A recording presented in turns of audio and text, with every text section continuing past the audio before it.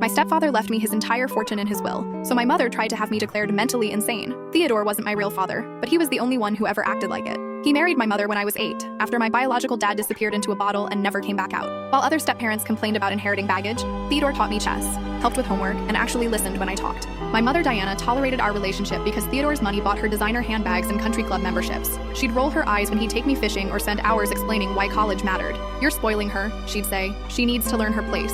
Theodore owned 3 successful restaurants and had invested wisely for decades. When he was diagnosed with pancreatic cancer at 67, I took family leave from my teaching job to care for him. Diana hired a nurse but rarely visited, claiming hospitals made her anxious. Really, she was too busy redecorating the house with money from his medical insurance and planning her post-Theodore life. During his final weeks, Theodore held my hand and whispered, "You're the daughter I never had. Everything I built should go to someone who understands its value." I thought he meant emotionally. The morning after his funeral, his lawyer called requesting a private meeting. Diana assumed it was about arrangements, so she let me go alone. What I discovered changed everything. Theodore had left me his entire estate, worth $2.3 million. The restaurants, the investment accounts, the lake house, even the classic car collection. Diana received a monthly allowance of $3,000, enough to maintain her lifestyle but not control the fortune. I stared at the documents, overwhelmed. Why didn't he tell me? The lawyer, an elderly man named Whitman, smiled sadly. He said you'd try to refuse it. He wanted to make sure Diana couldn't manipulate you into signing it away. When I got home, Diana was waiting with champagne. "So, how much did we inherit?" I took a deep breath. "Actually, he left everything to me. You get an allowance."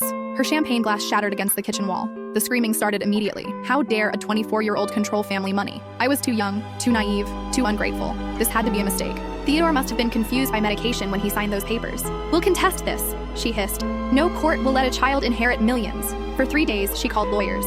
Most told her the will was airtight. Theodore had been mentally evaluated and declared competent just weeks before his death. But then she found one who offered a different approach. Dr. Morrison arrived the following Tuesday with a briefcase and a smile that made my skin crawl. Diana introduced him as a psychiatrist specializing in competency evaluations. "I understand you've been under tremendous stress," he said, settling into Theodore's favorite chair like he belonged there. "Losing a parent figure, suddenly inheriting massive wealth, that can trigger underlying mental health issues."